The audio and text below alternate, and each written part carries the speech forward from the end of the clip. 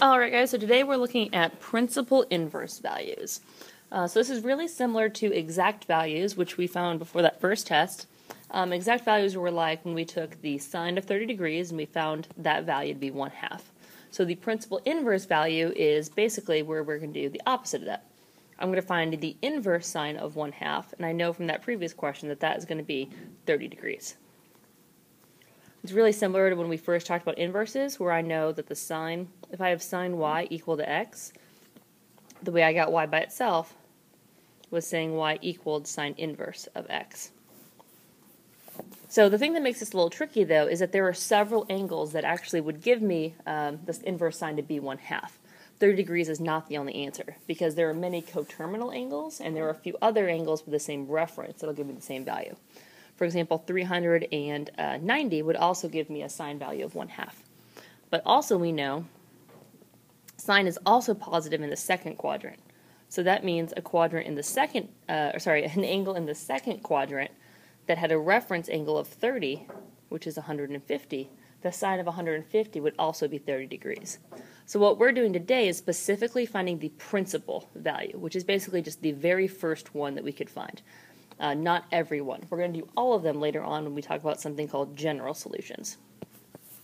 So to find the principal inverse value of something, we're going to solve these just like we did with exact values. So if I'm doing the cosine inverse of 1/2, I'm going to draw a triangle.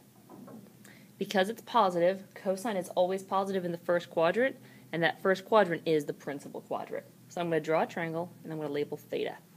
Then I'm going to fill in this triangle with the information I have.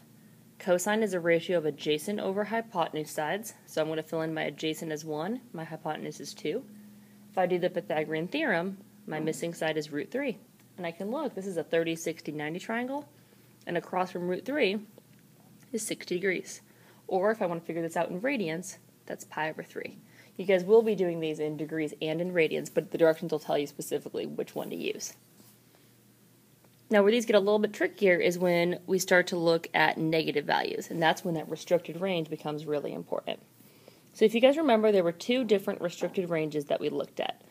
There was a restricted range for some functions that went from negative pi over 2 to pi over 2, and the functions with that restricted range were sine, cosecant, and tangent. So those were the restricted ranges for those inverse parent functions. So what that's going to mean is for whenever I have an example like this one down here, where I have inverse sine of negative 1 over root 2, when I have a function like that, what I need to do is draw my triangle. But I need to draw my triangle in whichever quadrant sine is going to be negative in. So if I figure that out, sine is negative in the third quadrant and the fourth quadrant. But of those two quadrants, quadrant 4 is the one that's in that restricted range, because quadrant 4 is in between negative pi over 2 and pi over 2.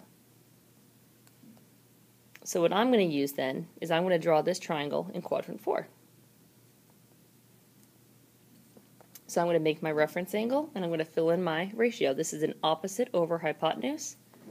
The opposite side is 1, and it's negative because it's in the down direction. My hypotenuse is root 2. If I do the Pythagorean Theorem, my missing side is 1. So that means that theta, the reference angle, is 45 degrees. But that's just the reference angle. If I start at 0 and I go in that direction, and I get an answer that's going to be in that restricted range, it's going to be a negative 45 degrees because it's in the fourth quadrant. Now technically that angle, I also, if I wanted to call it something, I technically could start at 0 and call that 315 degrees. But 315 degrees is not in my restricted range. That's why we're going to look at it as a negative 45 instead. If I want to do that in radians, I could as well. And in radians, that would be a negative pi over 4. So really what this means for us is anytime we're doing an inverse sine for an inverse function for sine, cosecant, or tangent, if I'm finding the principal value, if this function is positive, I'm going to draw my triangle in quadrant 1, no matter what. But if one of these three functions is negative, I'm going to draw the negative ones in quadrant 4, because that falls in the restricted range.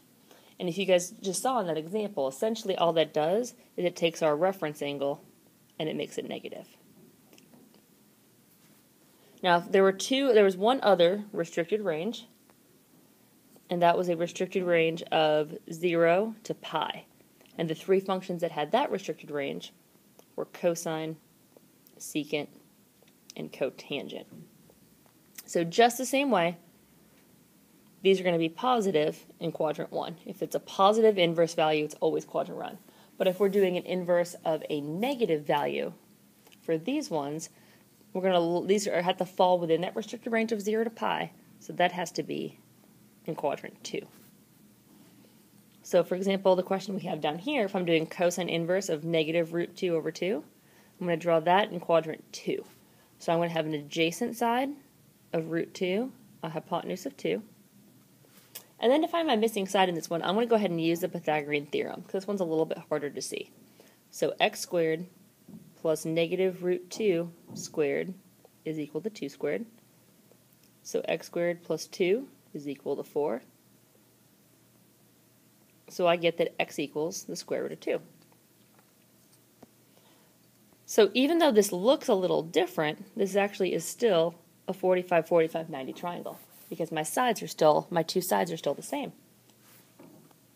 So what that means for me is that my reference angle is 45 degrees, but my answer is not the reference angle. My answer is the entire angle to the terminal side. And to figure that out, I just subtract from 180,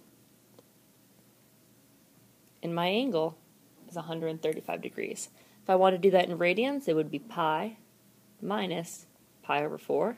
So with a common denominator, I would get 3 pi over 4.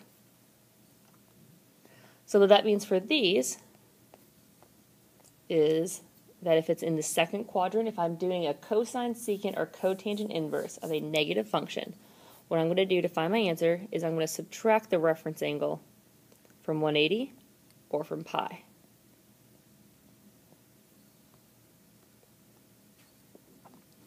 Alright, there are a few last examples I'm going to look at, and these are kind of some of the trickier ones. Okay, so if you think about this for cosine inverse of 0. So cosine inverse of 0 would mean that I would have an adjacent over hypotenuse of 0 over something, 0 over 1, which doesn't really work out. But if you guys remember, when we learned there were a few other angles that we knew exact values for, and those were the ones that fell on the line. And a lot of you guys used this to figure out which ones to use. So I had sine, cosine, tangent, 0, 90, 180, and then 270.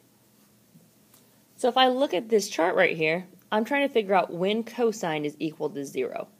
So there's actually a couple places. So if I look, cosine is equal to 0 at 90, and cosine is equal to 0 at 270. But of those two places, only one of them is within my restricted range of 0 to pi. And that is 90 degrees, or if I want to write that in radians, it's pi over 2. Very similar for inverse sine of negative 1. Inverse sine of negative 1 would be an opposite over hypotenuse of 1 over 1, which we can't do. But if I look, I do have a sine value of negative 1 over here at 270 degrees. But 270 degrees does not fall in my restricted range. What does fall in that restricted range is a coterminal angle, which is negative 90, or negative pi over 2. And then finally, the one that gets a little tricky, a lot of people start to recognize those zeros and ones show up in that OIO chart a lot, but what does not show up on that chart is a tangent value of 1. There's only zeros and u's for my tangents. So I actually can draw a triangle just like I have this whole time for this function, because this is an opposite over adjacent of 1. And that's actually possible. If I do Pythagorean Theorem, my missing side is root 2, and that theta is a 45-degree angle. And that's all there is for inverse values, guys.